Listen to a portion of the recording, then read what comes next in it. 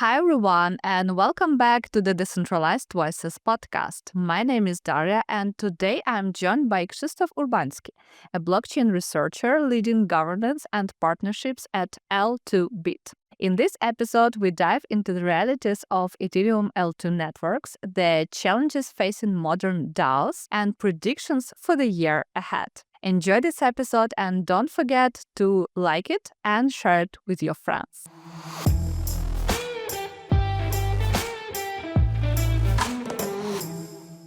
Krzysztof, I'm super happy to have you today. Please introduce yourself and give a short intro to your professional background. Thank you very much, and thanks for having me. It's a pleasure to be at your podcast. I've been listening to it in the past, so it's a great thing for me, great honor for me. Thanks for coming.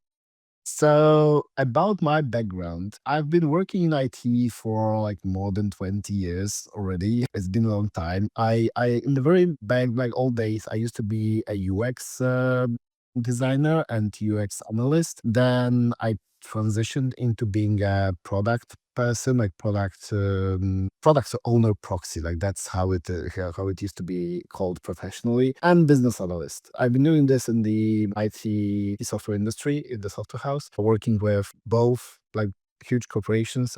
That's how I got to know the financial industry. We're working with the top financial institutions in the world, and on the financial backbone. So that's how I got skilled into crypto.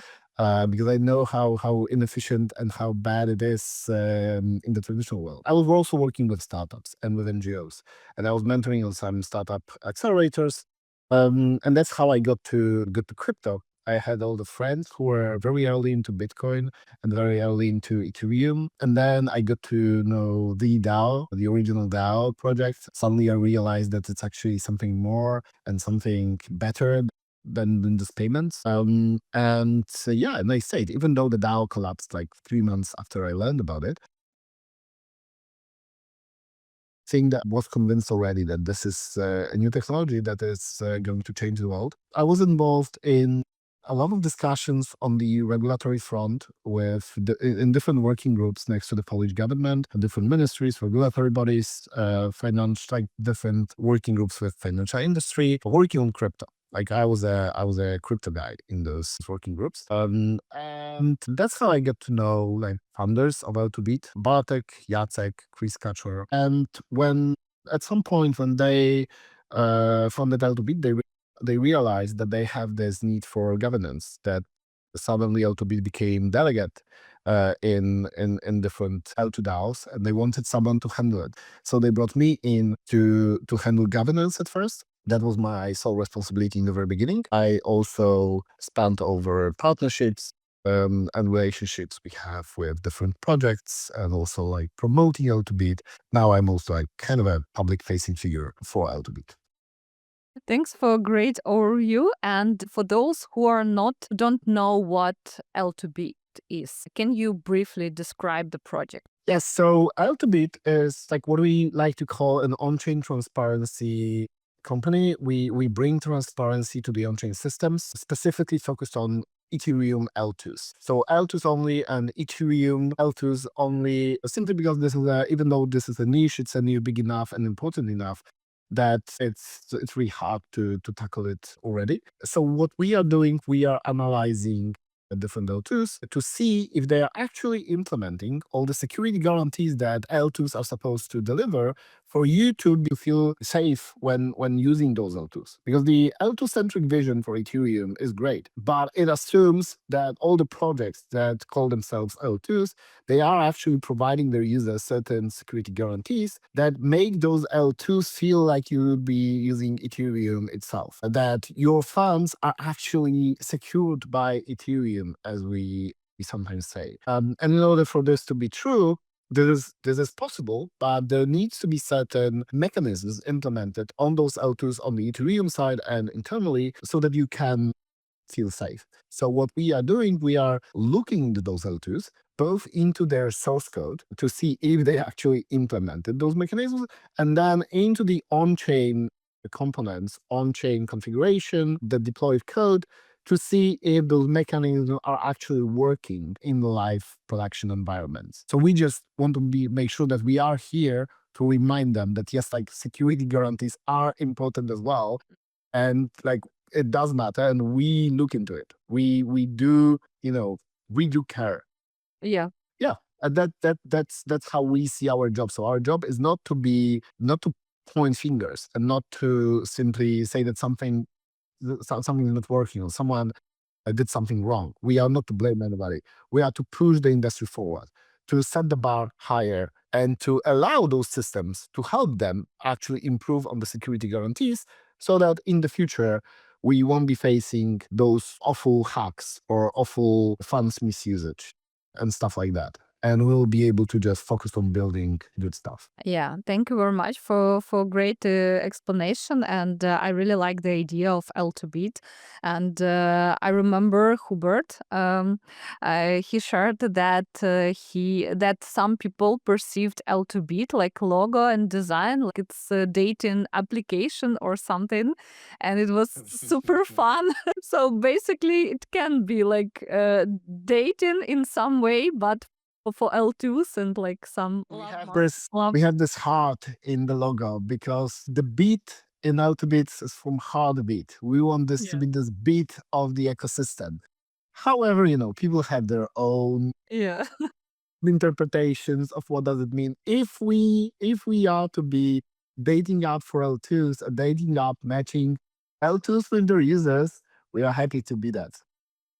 Yeah, it's funny, but it's good. How do you stay neutral? You have a lot of projects around you, and you're like delegates from different DAOs. So how do you stay neutral between all this L2? It's a tricky question because I will be very honest, we do not have any secret sauce that makes us neutral and not tempted to be opinionated. We are opinionated.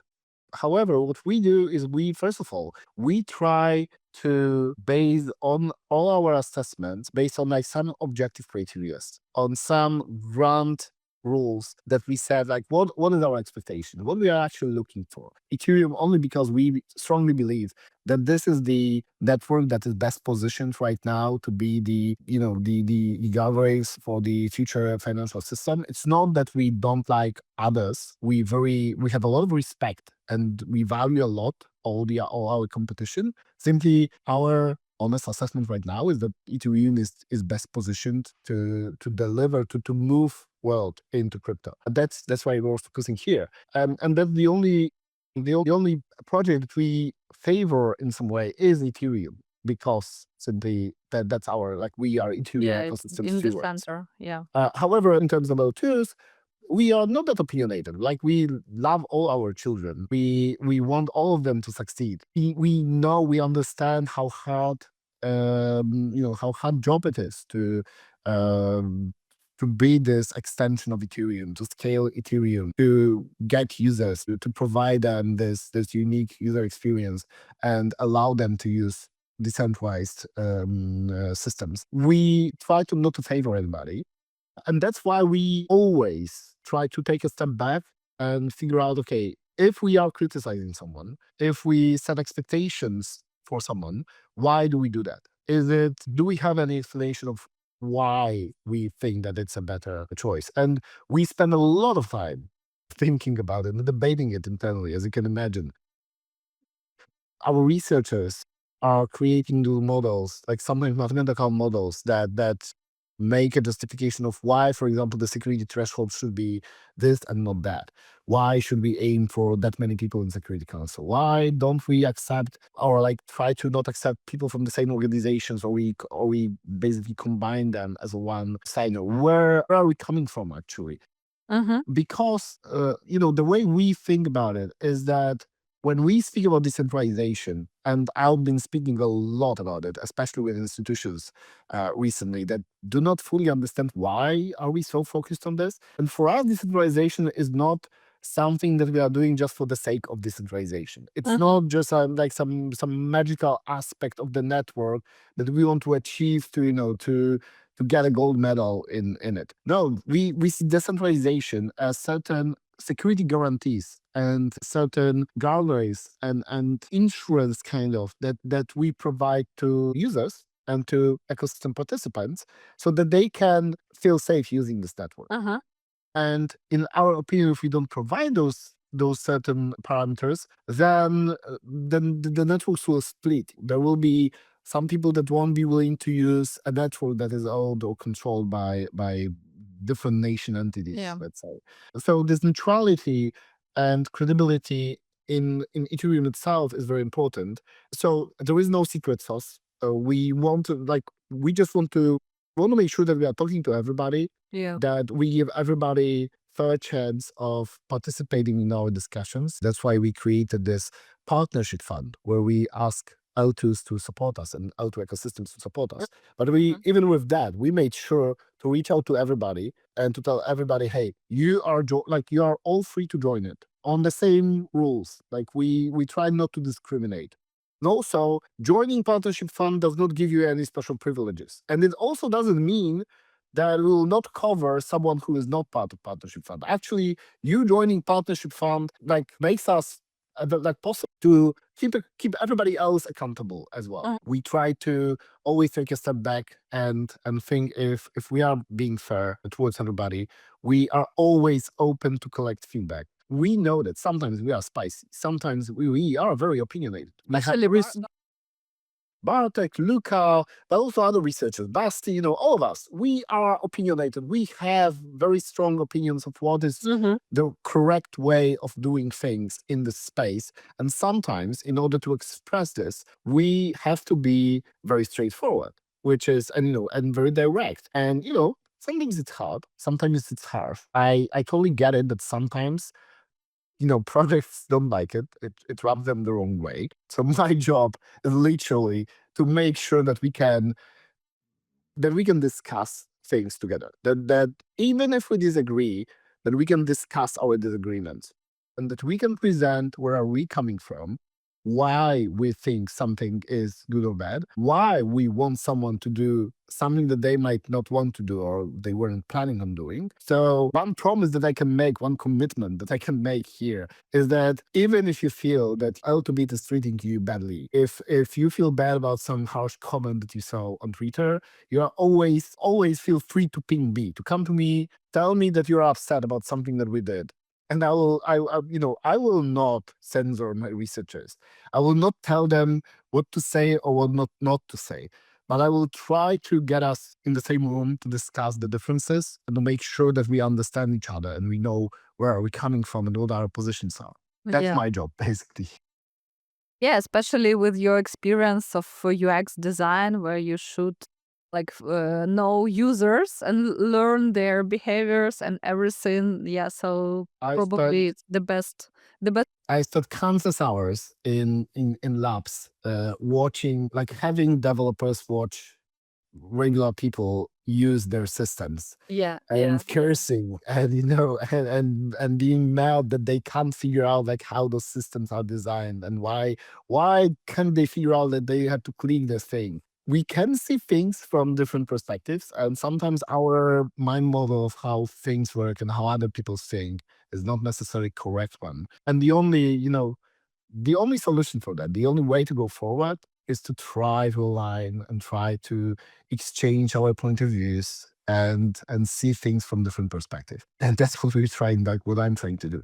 I want to ask you about Ethereum, especially which features should be built directly into Ethereum and which should be left to external teams, because L2s, it's like external teams working on making it faster, cheaper, and more scalable. So what should remain in the Ethereum? I don't think that we have any opinion on what should be built inside Ethereum and what should be left outside of Ethereum. However, the way I see it, Ethereum definitely needs to be the settlement layer. We need to have this neutral infrastructure, such as internet. It has to be the internet with this additional value exchange layer, which can be implemented in many different ways. But it needs to be the settlement layer and communication layer, because it needs to be universal. If we achieve that, about everything else I think it's negotiable. It's actually the biggest strength of Ethereum, that we can experiment and we can customize things on the layer two. That the layer two ecosystems have this flexibility and this freedom of trying different things. We don't like it as it's, not Ethereum aligned for some reason. But still, even if I don't like it, I like the fact that they are able to do it. I like the fact that they have the freedom to experiment with it. And if we don't like it, but it becomes successful, then we've learned something That with could that. be, yeah. So like, as long as we stay together and stay connected, I think that's beneficial for both sides. And however, I still believe that the Ethereum, in order for those systems even to be better, Ethereum should provide the decentralization.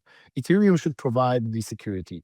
Ethereum should be the ultimate judge, ultimate settlement layer that is a source of truth, and that we should trust on, and not outsource this responsibility somewhere else. That's why kind of we distinguish right now between rollups and optimums and validiums. It's not that we think that they are worse systems. They are very good. There are some very good projects in this category. However, with validiums and optimiums, there is part of the security that is outsourced to some other system. While with rollups, the security fully relies on Ethereum. And that's the whole difference. Maybe not the whole difference, but like that's from my perspective, the most important difference. So I believe that the security should be on Ethereum, not just because it's good for Ethereum, but it's good for both projects, because they can focus on doing other stuff. They can focus on doing business. They can focus on onboarding users, on providing good user experience to those users, on making sure that in discussions with regulators, with business stakeholders, we can focus on what's important, and we can focus on like bring them on these rails instead of like trying to adapt to their requirements. And we can change the world instead of simply fitting crypto in the old rules. But this is a lot of work. So those projects don't have as much time to deal with everything. So leave security and leave decentralization to Ethereum. Leave Ethereum as the settlement layer, build on top of it. You can really build almost anything on top of it. We've seen so many different crazy experiments built on top of Ethereum that I really, somebody has to convince me that something is not possible using this model. It could be simply not the most efficient way right now, but still, the future is bright for that. Like, everything will be able to be built on top of Ethereum. And so focus on building the right thing, and leave Ethereum being the settlement layer so we can all build on top of it. I can take your words and put on the thumbnail because they sound promising and optimistic. Thank you very much. Thanks for sharing. What metrics should builders pay attention to when they decide about L2 to build on? Can you recommend I don't think that they should right now look into metrics specifically, especially that in the big picture, those metrics are not as relevant today, in my opinion. Of course, it's easier to build on a big ecosystem than it is to build on the smaller one. But as a builder, in my opinion, what you should be focusing on is what is better for your product. And if the ecosystem that you are choosing will help you build your product, or will it make it harder to build your product? Not every ecosystem is a great fit for everybody. So there are differences between, like, not all rollups are built the same. And also every rollup, every L2 ecosystem has some kind of their own angle. Like, they have their own unique value proposition. Like sometimes they have unique features. You've got optimism with superchain. If you can leverage superchain for your benefit somehow, that's your place. Nobody else has as many big names as Optimism. Inc, World, Uniswap, Base, of course, all the others like this. If you can leverage this, if you can find a way to build your product in this ecosystem for others to benefit from it, and for you to benefit from being in this ecosystem, then that's the place for you. However, if, for example, you want to build in Rust or another software language, then maybe you should look into Arbitrum with Stylus. Also, if you are building DeFi, then Arbitrum has a lot of great DeFi projects. If you can build something with Camelot, if you can build something with GMX, if you can build something with Ostium, if you can build something with Neurite, there is a lot of crazy and ambitious and very good builders in Arbitrum that know a lot about DeFi. Maybe that will be your ecosystem. Of course, if we are speaking about DeFi, then Ethereum is probably the first choice. But in Ethereum, you're swimming in this huge ocean. Yeah. And in this huge ocean, you have to be a really big and strong fish. Um, in Arbitrum, you can find your own niche.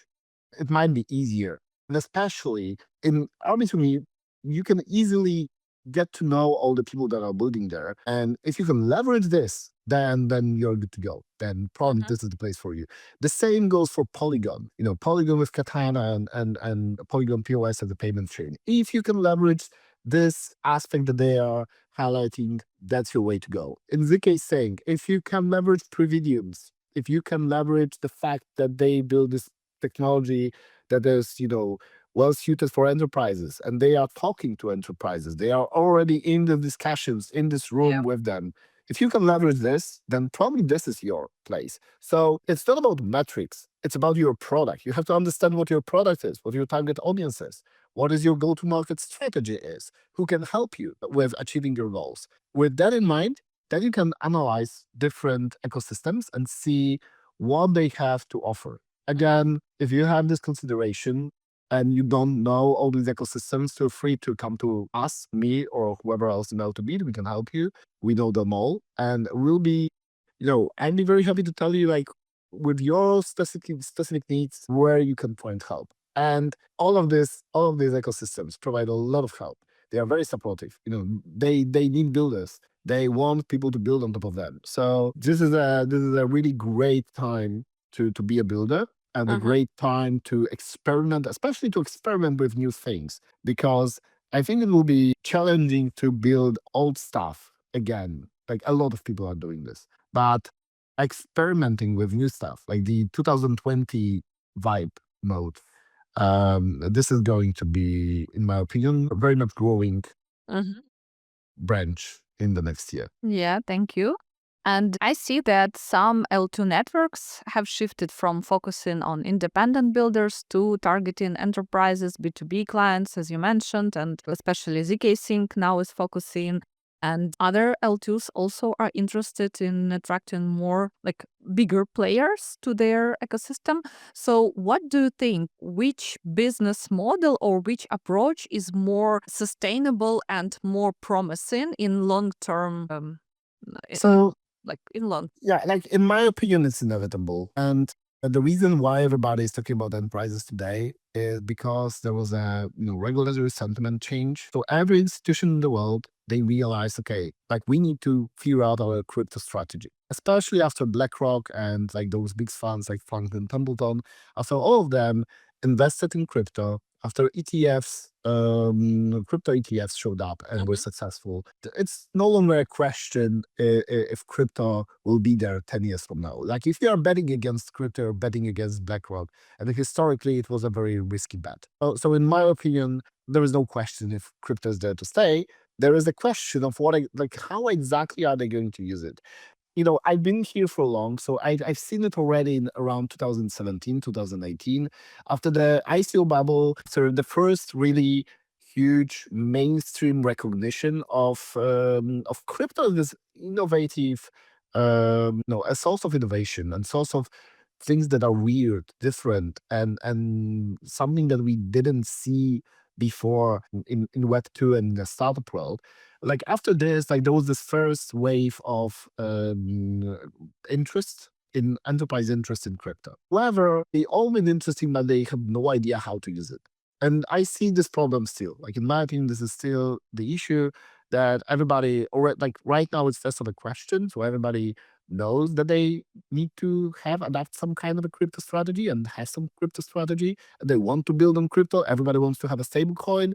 Nobody knows why and what for, but everybody wants to have their stable coin. And it's good because everybody should have their stable coin. So, in such a fast moving environment, you don't have a lot of time to think about it and, think if it's not crazy, you just, follow the crowd.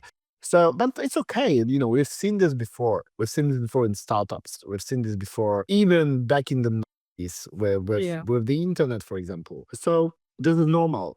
And also from the crypto perspective, enterprises are attractive. They already have customers. They are these mature big businesses. If you're an enterprise that can sustain 1,000 employees, or like thousands of employees all over the world, then I don't see at least any easy workaround for this. We simply need to adapt. And also, not every company can work with huge corporate. Corporates are picky, and corporates, they have their own moods, which can be difficult for a crypto company to work with. So, as I said, like to wrap it up, I think it's inevitable. I think that everybody should have the same way as corporates need to have their crypto strategy. Every crypto project should have their enterprise strategy. Also, to say that they don't want to do enterprises, for example, many projects should do this. Yeah, but they need to figure out like how to address it, what they have to offer, and how can they work with them.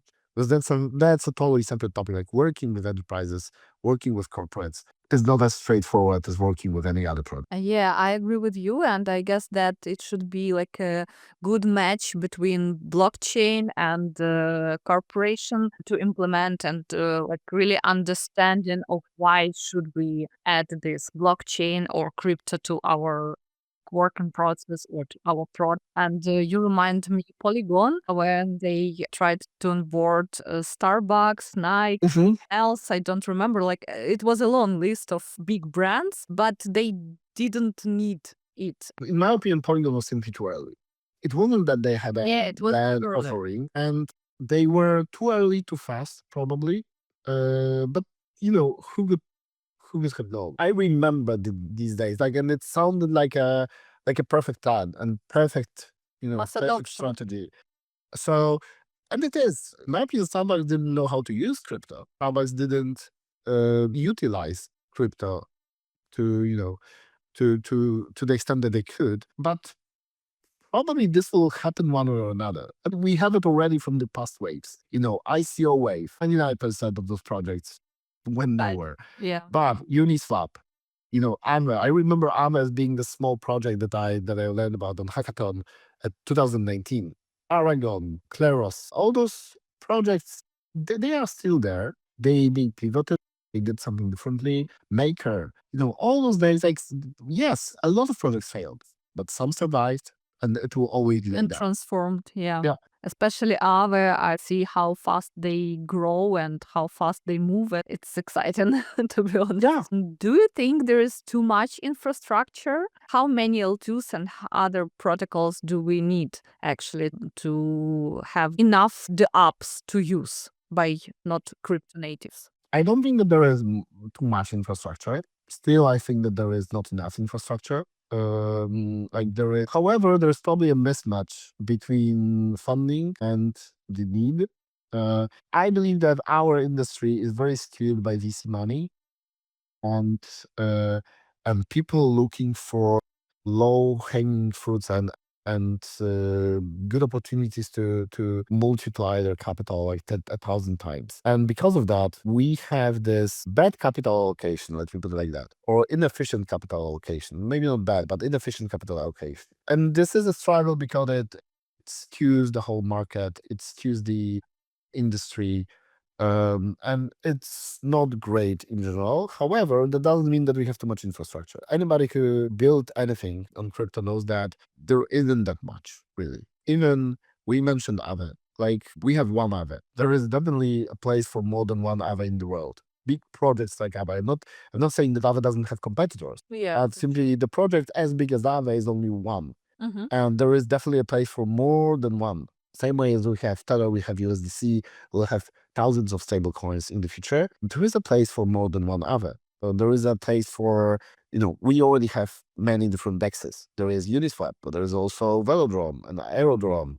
There are others. There is Curve. There is a competition, healthy competition, in my opinion. And in case of any infrastructure, there should be a competition. There should be alternatives. There is a place for alternatives. In the L2 space, there are two camps. People who say that there should be like 3 L2s in general, and that's enough. Nobody needs more than 3 L2s.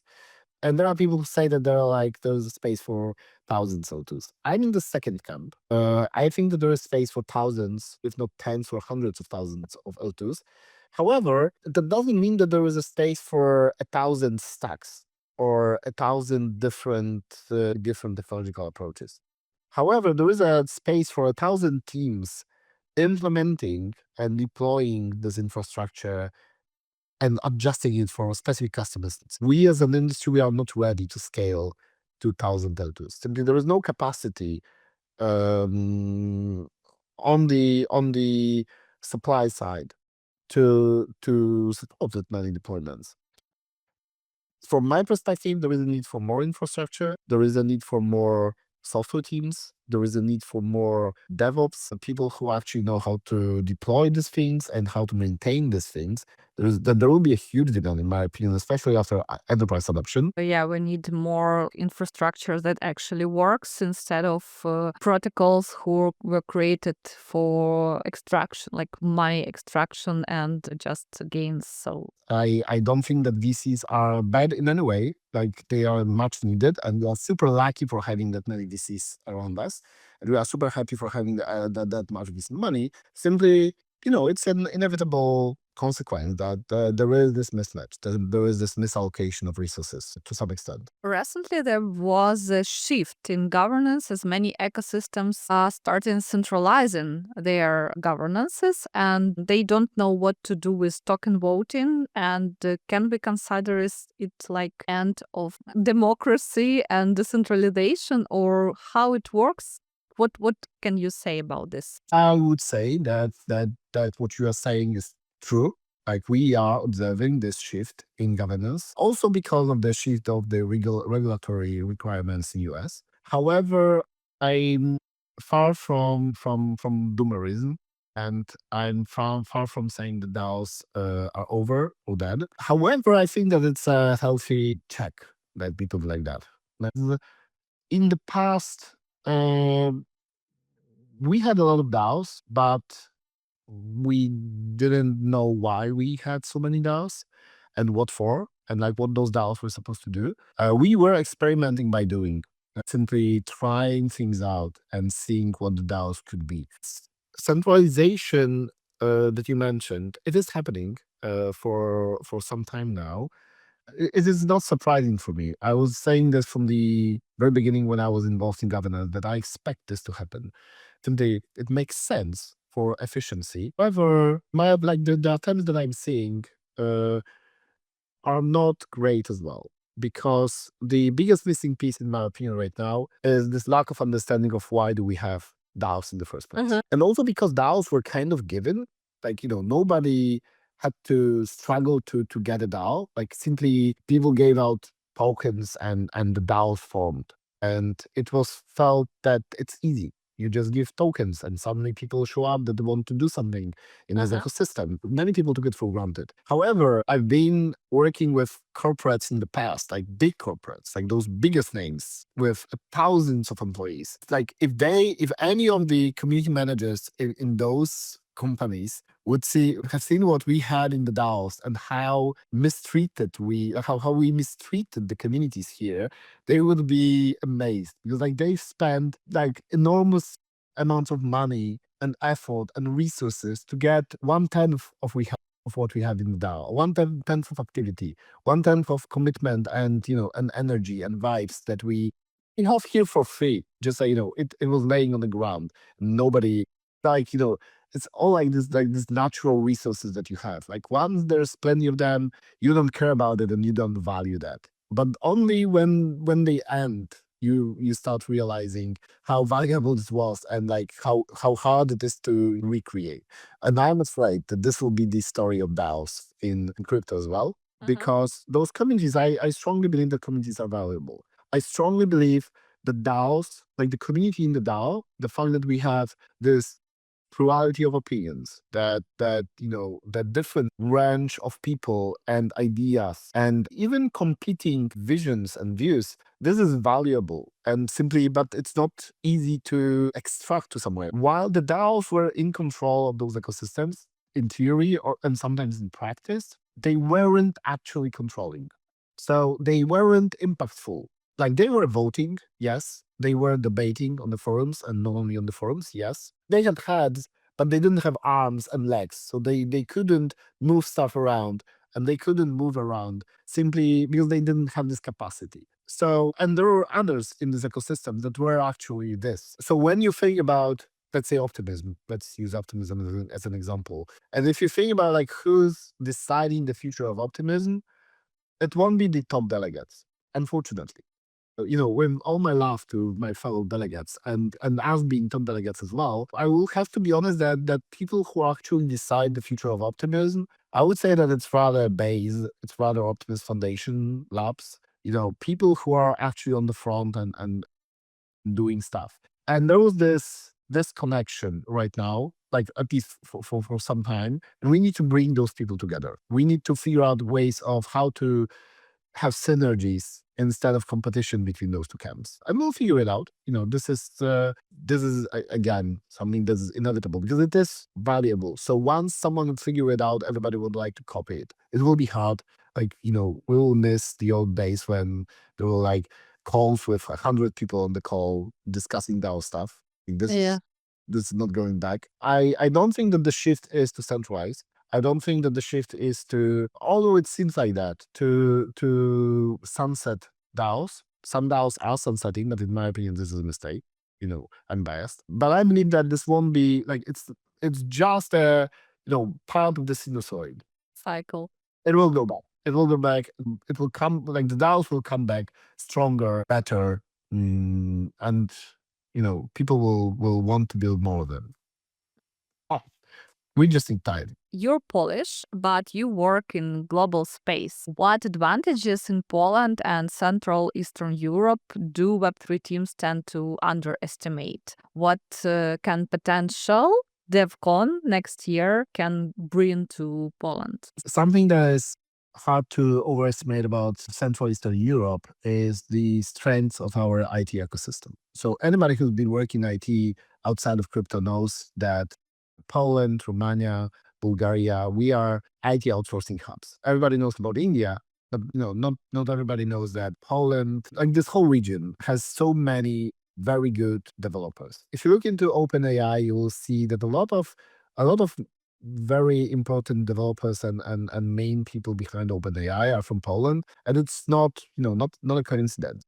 We have very strong universities, technical universities. Warsaw University is one of the strongest in terms of computer science competitions. There are like other schools in Poland that are also good contenders for this. We have a lot of IT companies that are working for customers abroad. To be honest, for my whole career, I could probably count on fingers of one hand customers in Poland. Actually, I was mostly working with people From abroad. abroad.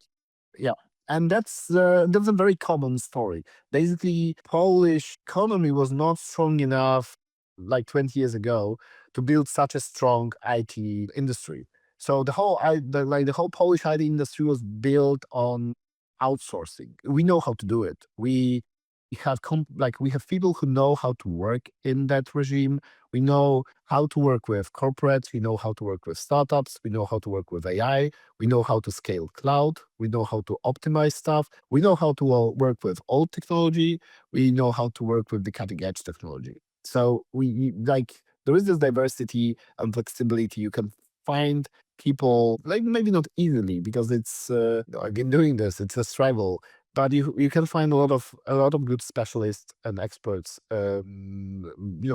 in this region. At the same time, we are in between Asia and US. So Poland developed a lot in the recent years. So right now, I would say, and I travel a lot. I spend more time in hotels than at home usually. So I do observe like how things look like abroad, and I would have to say that Poland and Warsaw specifically is a very good place to live, and easy to manage. So it's easy to set up your own brand here. Yeah, I would encourage everybody to come and try it. However, I think that even though we have this like very fertile ground and theoretically crypto should flourish here, it doesn't really. One of the main reasons is because like we have so many alternatives. Convincing any good developer in Poland to go work in crypto is not easy because they have so many other alternatives and other choices, and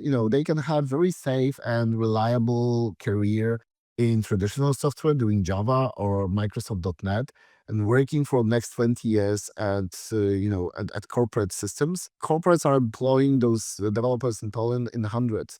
Like literally, they are not hiring one or two or three developers. They won't hire 130, let's say, and it's possible. I think there needs to be some work done here locally, also by crypto projects to attract those builders, but those that will be able to do it, those that will be able to attract those builders here locally and build local communities, they will have an unfair advantage in the future. Yeah, I agree with you. Yeah.